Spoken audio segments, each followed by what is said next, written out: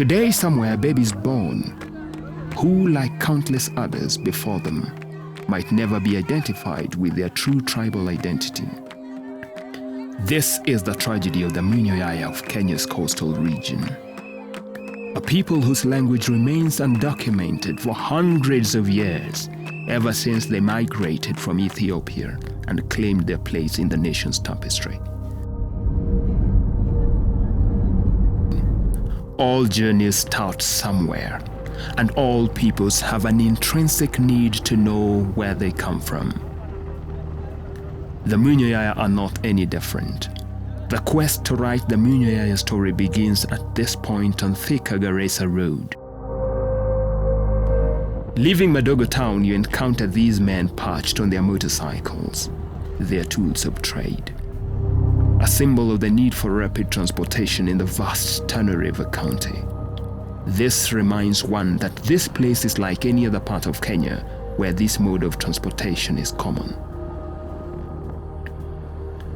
But that may be all as far as the comparison goes.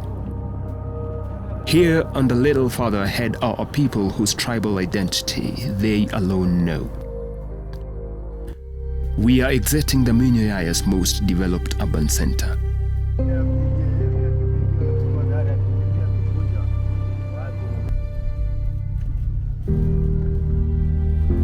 Tana River County stretches over 38,437 square kilometers, an equivalent of 14,841 square miles of arid and semi-arid land. Home to 315,943 people, it's a county facing significant challenges. Data from the Kenya National Bureau of Statistics reveals a stark reality. Integrated Food Security Phase Classification, IPC 2023, classifies Tana River County under crisis phase. And poverty is rampant at 67.8%. The main landmark, River Tana, traverses the county from Tharaka Nithi County in the north, flowing down to the Indian Ocean in the south through Tana Delta. This is the home of the Munyoyaya, a Cushitic tribe wrongly subsumed under the larger Orma, more perhaps for the shared language, territory, and grim statistics than anything else. Having migrated to Kenya over 6 centuries ago, and with their population estimated at 25,000 people, the Munyoyaya people have embraced their unique heritage and fostered a deep connection to the land they now call home.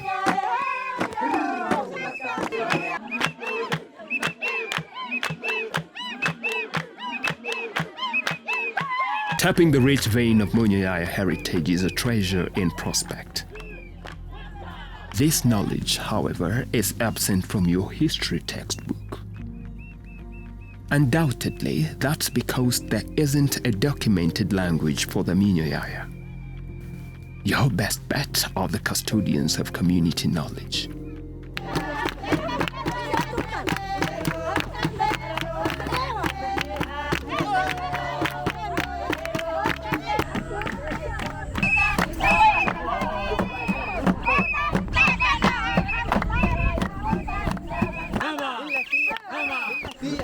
Women at Konaramada village assemble ball-like items as they prepare to play a popular game known as Ingrisho. When there is a bumper harvest and the community is well fed, everyone turns to Ingrisho, a game that symbolizes contentment and happiness among the Munyoyaya.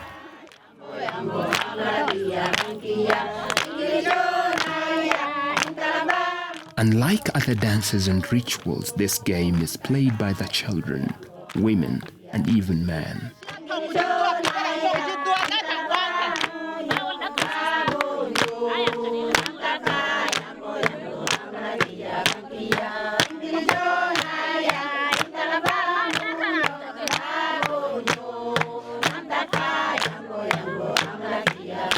The vibrant energy of their movements embodies the spirit of unity and celebration that defines their cultural identity. In a display of strength and bravery, men participate in traditional wrestling marches.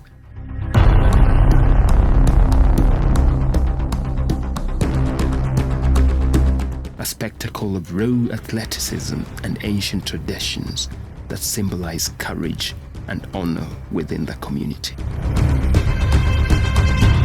Naam, hii mchezo mnayoona hapa, hii mchezo kwa lugha ya Munyoyaya inaitwa balance, Kiswahili mereka, English wrestling. Hiyo sasa maana yake wale saa ile wanafanya namna hiyo ni katika hali ya kutiana nguvu. Vijana wale ambao wanamukia sangine wanaweza kuvamiwa pengine na adui wengine msituni. Sasa wao adui wakiwashika, hiyo ndio kile wanafanya. Na katika hali kama hii atakayeshinda ndio atapewa msana mzuri, changiwa mbuzi, atakuwa mali. Hiyo ndio vile watu wa zamani wanategemea. Hii ni asili ya Munyoyaya, vile vile tunategemea katika ile hali ya kujidefend.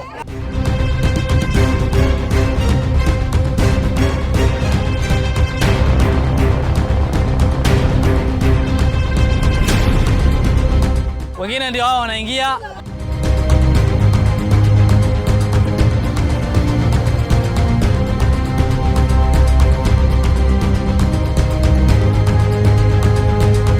Sasa mwenye ameangushwa ndio sasa ameshindwa. Hiyo ndio vile ameshinda, sasa anashangiliwa. Sangine sasa anapewa mbuzi.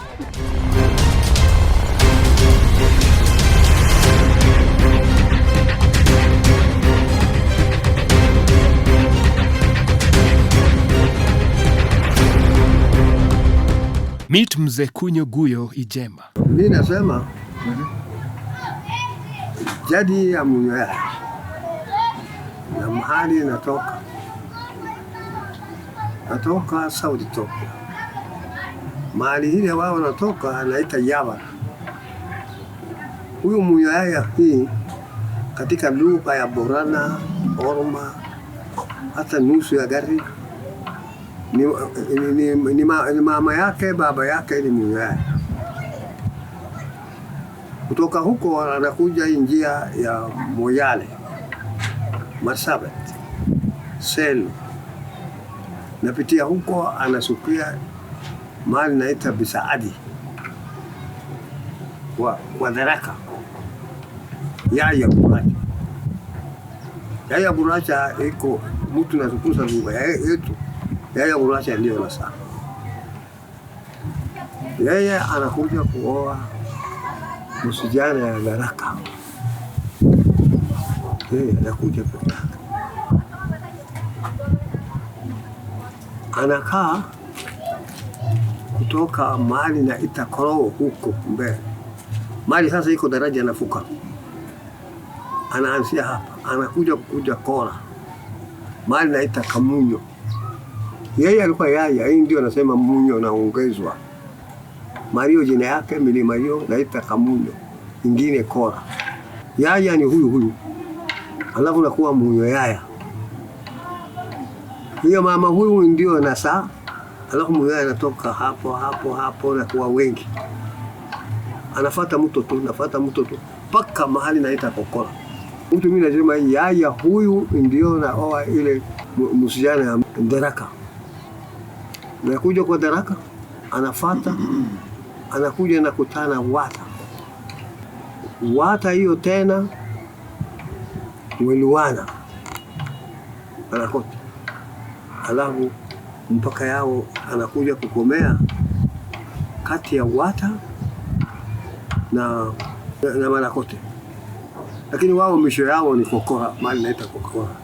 Ndio mzungu anasema huko ni Kora, pandiko Kokora anaambia wao Korokoro. Korokoro mwenye kukataa ni mimi. Nakataa mahali gani wakati kadi hii inakuja kwenda chagua Moi. Mimi nasema siwezi kwenda na jina ya Korokoro, nitakataka. Mimi siwezi. Andika basi, ndio naandika Munyoyaya. Kadi yangu ndio katika Tana mzima namba 2. Tana mzima. Kadi yangu namba 2. Mzee mwingine kansela mwingine anaita Wedo, huyu ndio namba 2. Lucy Jara ndio namba 1 Pokomo. Namba 2 ni mimi, namba 3 ni mu. Sasa namba 3, namba 2, namba 3 ni Munyoyaya. Kadi. Leo iko gazeti inasema Munyoyaya hakuna. Gazeti mbili, gazeti ya gavana nyingine, gazeti ya gavana hii, Munyoyaya hapana iko katika Tanzania. Na nani ninapoteza? Hii ndio saa hii ukitoka hapa mimi nitaenda huko kwa bunge. Alafu apeleke mimi kwa rais. Haya, wakati nafika huko, wao kazi yao kufunga mizinga, kulima shamba, kupanda ndizi, kupanda miwa. Anafuata mpaka anafika hapa. Angali hata sasa sisi napanda miwa, napanda ndizi. Hiyo ndio sisi makanika yetu ndio sisi tunajua. Sheria yao ni hii. Na kuoana misinga 190 ndio naonewa. Na kama wewe unashinda kutoa, wewe unakuwa mtuma ya bana ya msichana. Wewe na saa tu mtoto ile yote ya baba ya msichana. Wewe unakuwa mtuma kwa milango mingine. Hii ndio desturi ya Munyoyaya. Naona kula mahindi, nakula marage, naweza kula viazi yote najua kulima. Kitu ile sisi tunatumia ni hiyo. Na wakati ile wao wanakunywa bomba ile kali. Hapana Islamu. Baadaye naingia Islamu, mambo hii yote na wacha. Sasa nafuata sharia ya dini ya Islamu. Mbele Munyoyaya alikuwa hakuna dini. Hata kwa Kristo hakuna. Kwa Islamu hakuna. Hao ni mnyama tu alikuwa na. Mtu kama anafanya makosa, nafungulia mzinga na tupo kwa maji. Kama yeye makosa ile mbaya au yeye anaua mtu, nafunga ile miti kubwa ile mzito kama mzinga nakatwa, alafu nafungia kamba, alafu natupa, anasema ile jina nakula. Si asema fulani naua. Ile mnyama ile wao wanaabudu hiyo ndio nakula hiyo mtu. Hii mnyama wao nasema kama shiboko ya maji au kama kifaru. Mnyama huyo anasema sura yake iko namna hiyo. Na mara mnyama kumbe ni mzinga tu. Na iko kitu nafungia ukifanya hiyo. Unafanya time nyingine naita jina yake simba. Time nyingine mnyama naita shiboko. Time nyingine nasema yeye anakaa kwa ziwa. Saa nyingine anasema anakaa kwa waya huko nchi nyekundu. Yeye jina nyingi naitiwa naye. Hii ndio desturi ya Munyoyaya. Na mimi najua kabisa maana yake. Mimi wakati hii nakaa mbele yako iko mwaka 104. Kwa hivyo karne mambo hiyo iko mimi najua. Bado sikia habari. Hiyo jila hiyo mimi nakuona maji. Wakati watu nakula ndovu mimi najua. Ndovu habaki. Mnyama yote habaki. Kitu nabaki nyoka peke yake. Kitu wa maji yote takulwa. Mnyama yote ya borini nakulwa. Lakini siku hizi hapana. Watu wanakuwa Waislamu na wacha ile kitu wa zamani. Munyoyaya desturi yake ni hiyo. Wewe paka wewe napigana mwanamume mwingine na angusha hawezi oa bibi. Mtoto kidogo na oa hakuna. Sitana. Ya mtu yuko nyumbani. Wewe ukwenda kulala wewe tanyongwa. Paka anaweka sujui kibuyu wa maji, kibuyu ile bombe napeleka naomba, alafu baba yake apatiwe ndio sawa. Lakini mambo ya kuibana msichana hakuna. Hiyo ndio desturi ya Munyoyaya. Sijui ni vile nyinyi najua ndio nyinyi tazema, lakini ile mimi najua hiyo. Kama mtu nakufa ile karamu sasa nasoma na chinja ng'ombe wacha. Ng'ombe nyingi karibu ng'ombe 100. Dunia yote inakuja. Alafu watu wanacheza. Anasungukana naye na michezo nyingi na cheza. Yes. Anaita kongea. Anaita siritu. Anaita dome. Anaita segu. Hii ndio kitu wao wanacheza wakati mtu anakufa. Mtu wiko mji kubwa, watu sasa kama mimi, dunia mzima yote itakuja hapa. Na hiyo kitu karibu siku 10 itakaa tu mahali moja na kunywa. Maana kila mtu iko naye anakuja na ile kitu wao naabudu kama mwanamke naona. Kitu ile iko miti. Bibi naitwa anashika na fika huko. Na uwawa naye. Hapana huwa na fimbo. Msijana kama anapata mimba hakuna kitu nini nataji hiyo paka hiyo mtu na natoa misinga 100. Na kama yeye hawezi toa hawezi oa. Hapana pesa. Lakini siku hizi inatolewa pesa. Ile inapewa ni anatoa pesa, anatoa mali. Ile hapana pewa, anatoa faini peke yake, hakuna mali nyingine inachukuliwa. Mtu anasema yaya. Yaya kwa baba yake Guracha. Na nchi hiyo ni Yawa. Jina yake nchi ile ya watu hiyo wanasaliwa. Na saa Orma, na saa Borana, na saa Jida, na saa Tunne. Anaona ngapi? Alafu Munyoyaya 5. Nafahamu. Na yote sasa kabila nafahamu. Watu hapana iko ndani. Watu anakutana wakati wao anapita hapa anafika mahali naita Kokora huko. Ndio watu anakutana. Kutoka nchi naita Songo. Wao waindaji watu. Na Munyoyaya vile vile waindaji. Baadaye nini wata anaweza kuwa ndovu alafu anapatia Munyoyaya. Kama anataka kuoa bibi anapatia meno ya ndovu, anapatia na wao anakwenda kununua ile nganji ile wao naamini anakuja ndovu hiyo ndio wao sasa natoa pesa yake. Na mzungu alikuwa anatokea huko Kipini ndovu yao wao wanapeleka huko. Lakini wakati wao wanachukua wengi. Kwa hivyo Munyoyaya atoke kwa mtu alikuwa anakaa kwa maji. Mali hizi na kitu wao hizi. Huko kwa miti ya usi huko. Ndio desturi alikuwa Munyoyaya. Na nguo lazima akue hapa. Alikuwa wao anafaa ngozi. Ngozi ya ile swara ile nyingine. Iko second kudu kwa ndani ya kijana. Ni push back. Ndio wao iko ngozi yake. Kwa hiyo kitu iko kwa mtoni na wao huko. Alafu ngozi yake inatengenezwa na fungu. Baadaye ndio sasa Wakamba anakutana. Mkamba vile vile anakuja. Maana Munyoyaya kwa tajiri mbio chakula na kile kabila yote hata Somali inakuja kwake. Munyoyaya kwa nafsi yake hiyo. Hapana watu wa kuua kabila nyingine. Hapana. Hata sasa bado kwenda kukua kwa kabila nyingine hapana bila ukiuawa ndio wao na wao watu. Desturi Munyoyaya.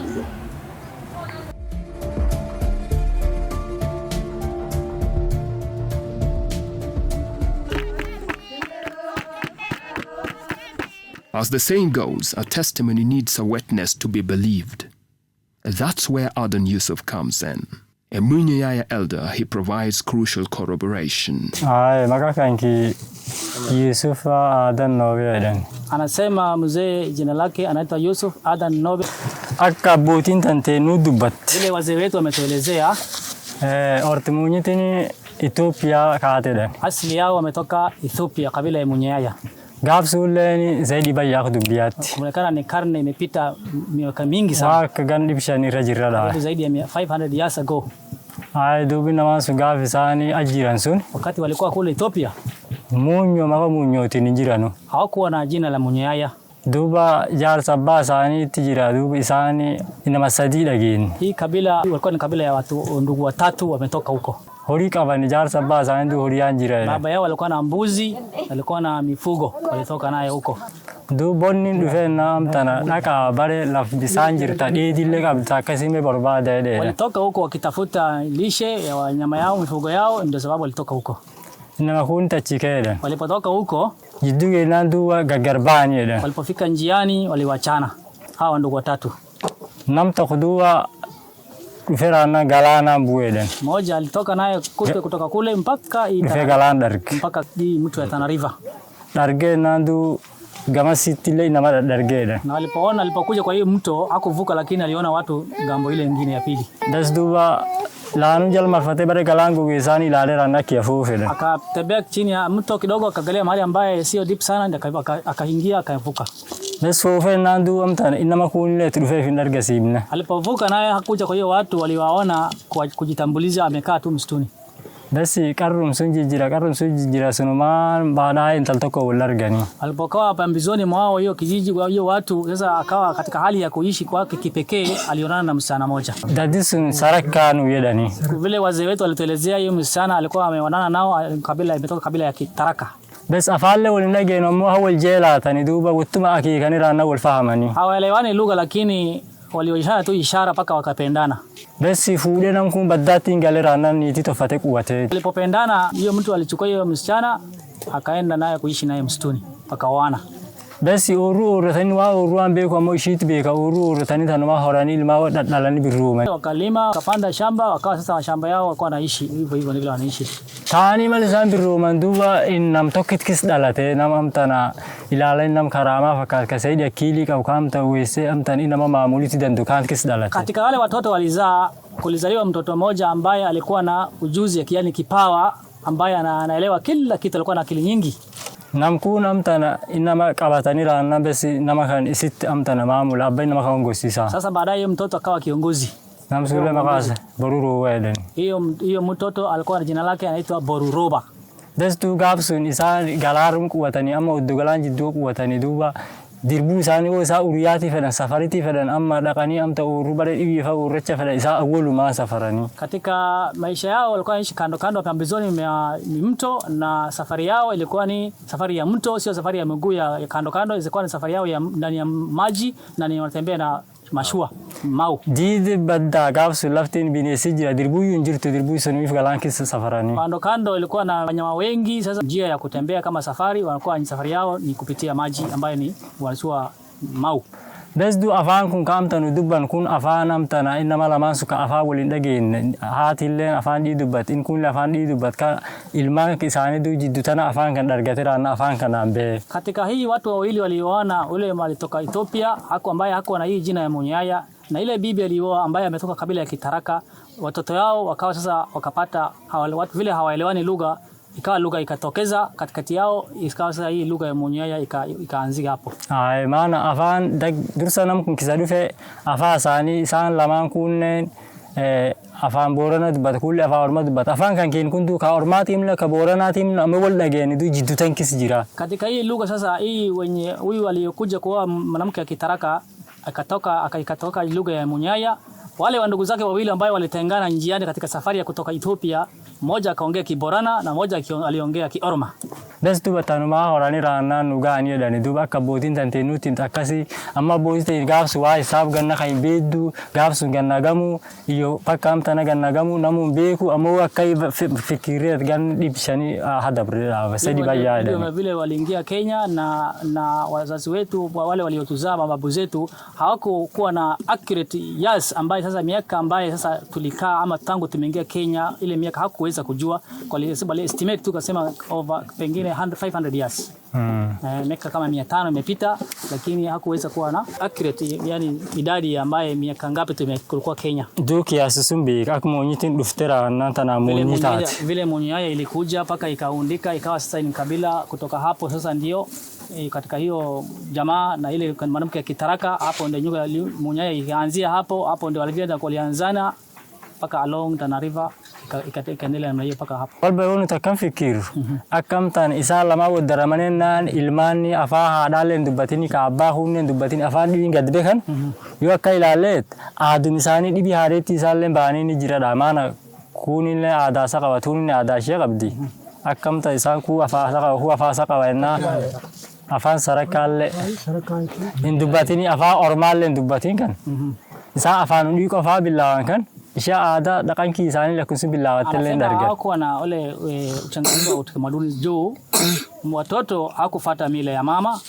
wala hakufuata mila ya baba, na lugha nyingine imetokea katikati ndio walifuata. Sasa mila yao walikuwa ni hiyo ya wameenda naye. Ilikuwa na utanganyiko ya utamaduni. Idadi ten kiasi cha mbeko ni anisomnelle. Duba abba historia taarifu dubatale abba kensule namsomemu. Duba idadi ten mbeko. Amma kaunti nuti kis jir nama uji agar uji jir la kisi kaunti nuti kis jir kan tuisni manne kaunti kensunien kam Tana River kan. Kaunti ambayo siko wengi ambayo large population inapatikana ni Tana River, na kuna watu wengine katika hii jamii ambayo kazi katika kaunti zingine, lakini ni wako huko kikazi tu, lakini sio ni kama jamii ama kijiji wanaishi mahali fulani katika kaunti zingine, lakini kaunti origin ya Munyoyaya ni Tana River.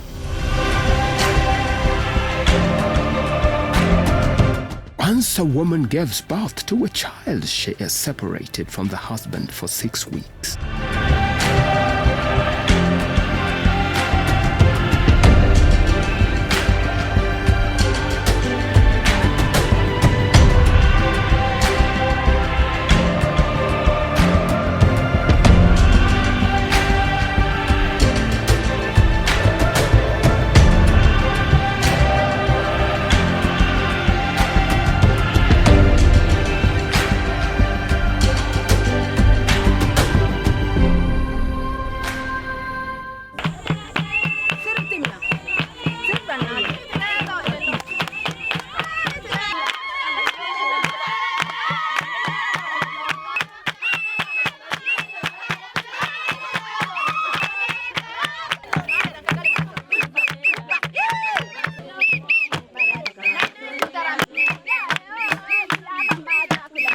Women embraced by the community are ceremoniously sprinkled with water 40 days after giving birth, a symbol of cleansing and renewal as they embrace their role as nurturers and guardians of the future.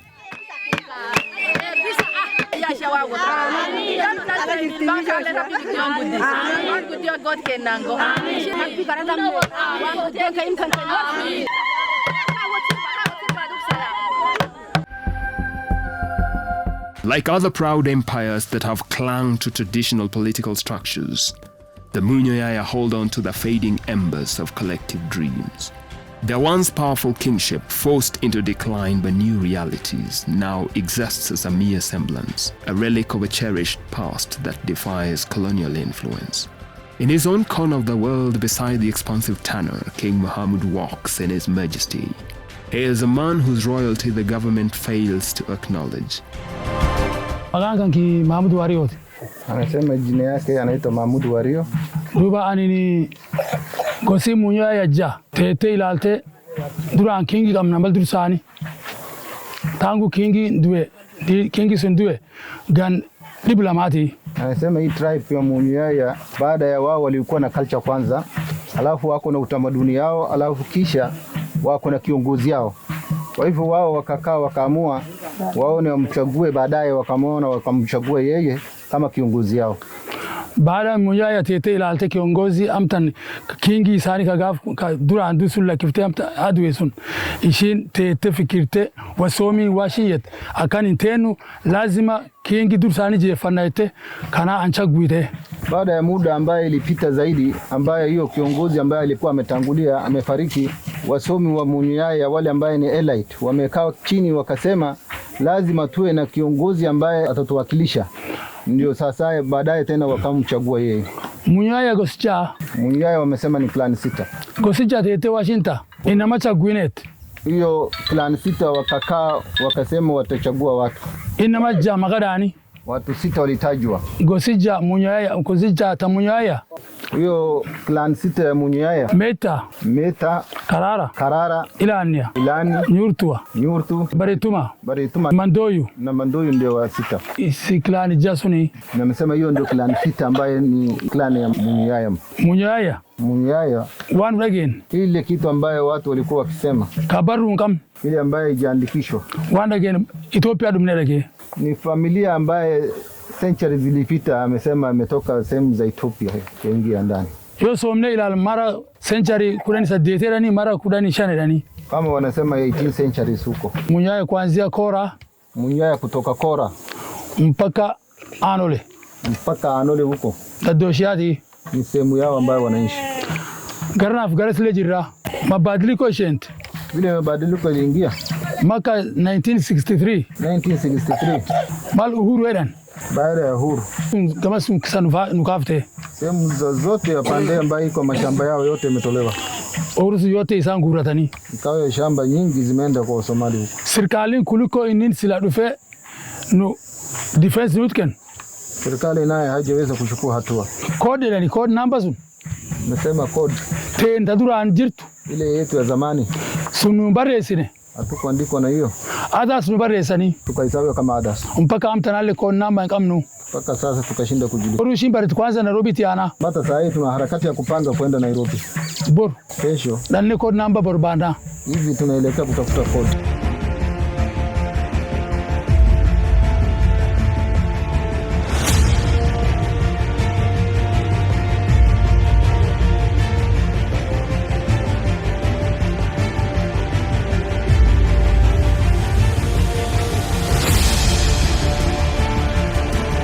Makankanki Golo Mansa Nyacho Idani. Mzee wetu anasema anaitwa Golo Mansa Nyacho katika kaunti ya Tana River, Madogo Ward, kijiji cha Konoramada. Na mimi kwa jina translator yake naitwa Abubakar Yesa CHP katika hii jamii ya Munyoyaya. Munyoyaya Sirbishia.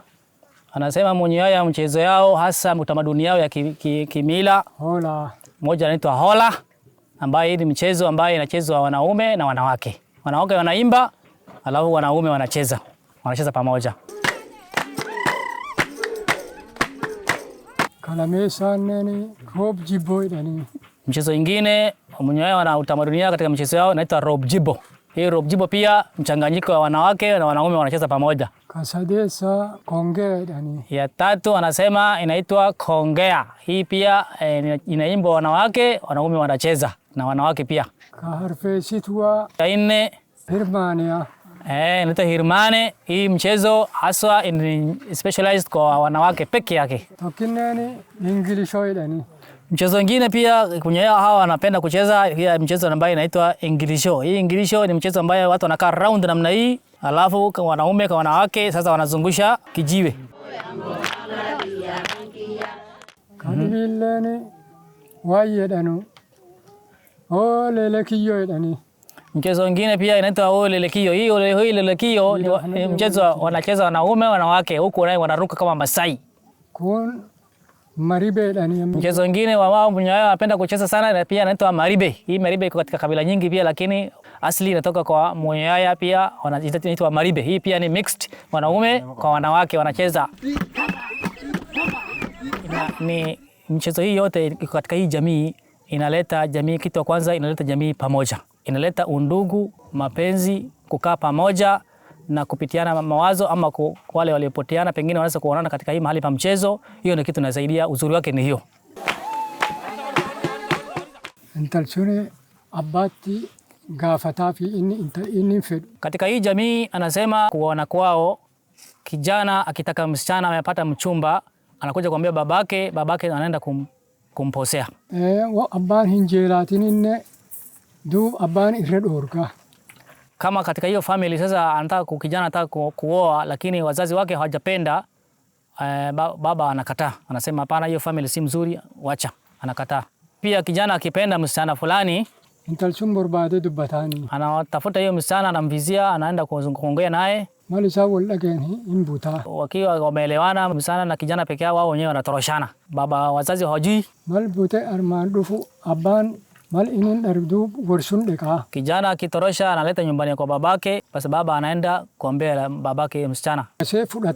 Mwenye kijana pia na ambaye anarekesha msichana pia anachukua wazee na wanaenda pamoja, wanaenda kaa pamoja wale wazee waelewane. Kuna fine analipwa kwa kutorosha ile msichana. Basi koi arafu dani. Basi nikamwambia sasa kama wadamu washaelewana, wanataka kupendana, wanataka kuoana, basi hakuna upingamizi, wao wanaoana, nasema njoo wewe msichana.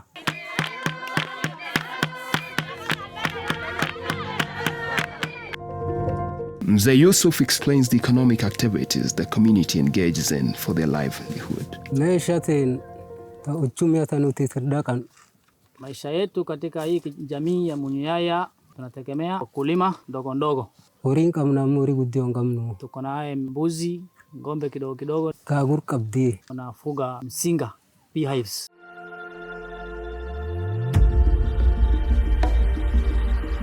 Within this harmonious ecosystem, small-scale farming, beekeeping, livestock rearing, hunting, and gathering intertwine to form the very essence of daily life for the Munyoyaya people.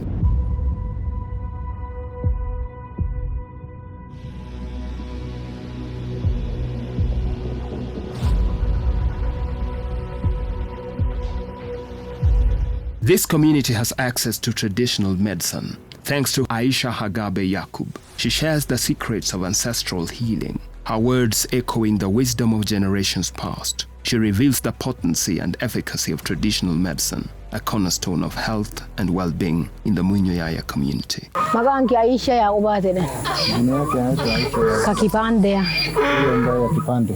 Ani kireti daddo tanati du ilmane wen dukuwetu. Yeye ni mkunga. Ilma wen dukuwetu mukituda. Pia yeye upande moja ni kama mganga. Ma wen dukuya mtandiko ere ama matan dukuya mabaraza ere boko kandiko ere mukamfu nambuza mukale wihiri edeni. Kama mtoto anafura tumbo na kichwa na muuma, anasema hii miti ndio anatumia, hii miti inaitwa washiri. Washiri. The absence of effective advocacy and political representation has deprived the Munyoyaya community of opportunities for equitable development and resource allocation. Being a small community of around 25,000 people, their existence and livelihood remains in limbo. They're not a recognized community as they lack a language code. Without it, the Munyoyaya can't participate in global conversations, share their unique perspectives, or even represent themselves authentically on the internet.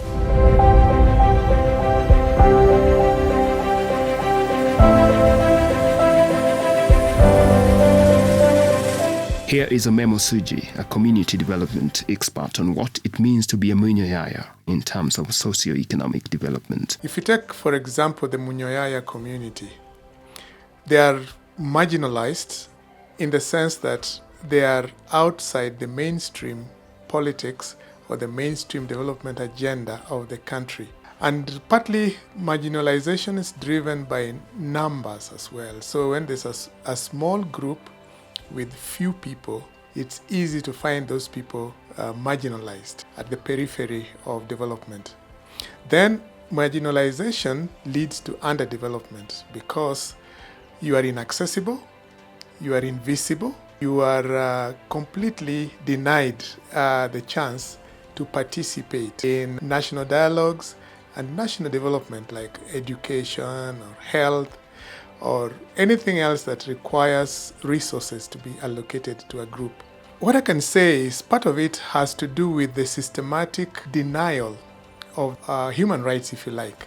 For example, you'll find that in that community, children die before age 5, partly because they don't have immunization or their nutrition system is not good enough to sustain them. Children don't go to school because there are no schools, or the schools that are there are so far, or the schools are not equipped. And those are all characteristics of marginalized communities.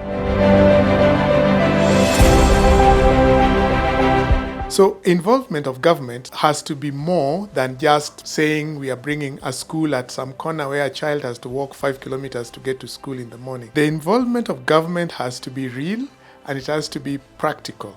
I'm not even sure their language is written. A lot of it is still spoken, and that is important because there's something we call the politics of language. When you don't speak your language, somebody will speak their language over you, and they will actually marginalize you. And there are communities in this country who have been swallowed up, including the Ndia in central Kenya. The language is there, but it's not coded, it's not written, so nobody really knows that it is there. No one speaks it. So with time, it's basically just erased. So for me, the Munyoyaya, somebody needs to work along that. It's a lot of work. Coding a language is not easy. It takes a lot of patience, it takes a lot of research and presence for a while. Until that coding is done, the primers are written. The words now become published so that we have children learning to read the language called Munyoyaya. Then publish some little books for the people to begin to take up.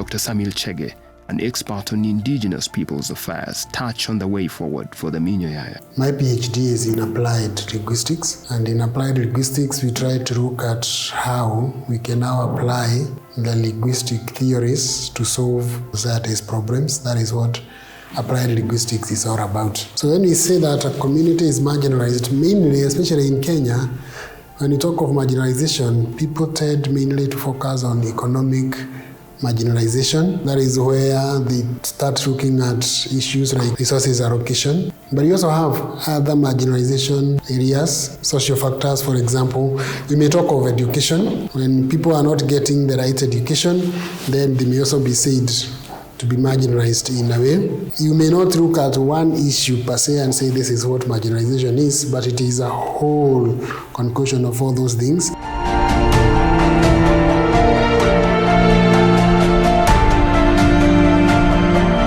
Dr. Donald Smith, a renowned cultural anthropologist and founder of Daystar University, weighs in on the issue of marginalization. The issue of marginalization can hardly be handled in a few moments, though I can give a couple of alternatives to consider. First of all, marginalization is a constant occurrence in human society. It happens in industrialized societies, very definitely. It also happens in nomadic societies, subsistence cultures, or fairly established agricultural cultures. So it's not an unusual thing, nor is it something that should never happen. When a group of people become marginalized, there are really three possibilities for that situation to change. One, they could be physically conquered by warfare and absorbed into the dominant group. This has happened repeatedly in Africa when one warlike or well-organized tribe would conquer another and absorb all of the women and the few men who had not resisted the conquest. The remaining people were simply eliminated. Another alternative that has happened to marginalized people is that they become economically weaker, therefore their food supply diminishes, their wealth diminishes, and they become less and less capable of surviving independently.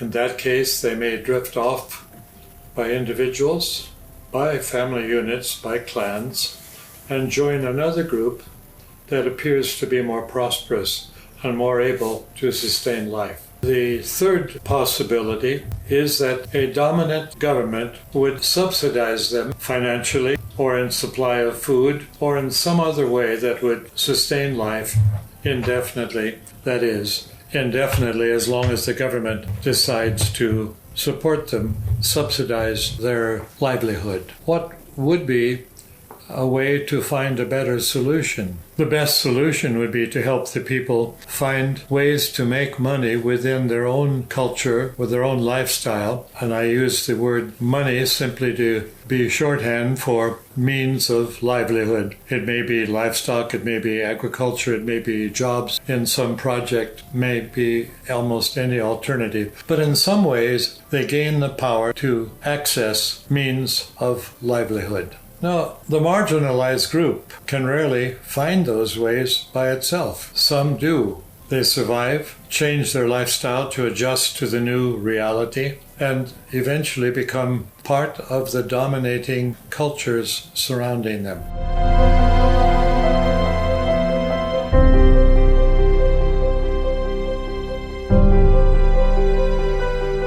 My name is Abakar Yesa from Tana County, living in Madogo Ward, Konoramada sub-location, Saka location. What I urge our President William Samoei Ruto is that I am from Munyoyaya clan, and this tribe is a small tribe and non-tribe. So I request you as our President, William Samoei Ruto, we recognize you to vote for you as our president. We want you to recognize our tribe and give us code as a clan of Munyoyaya.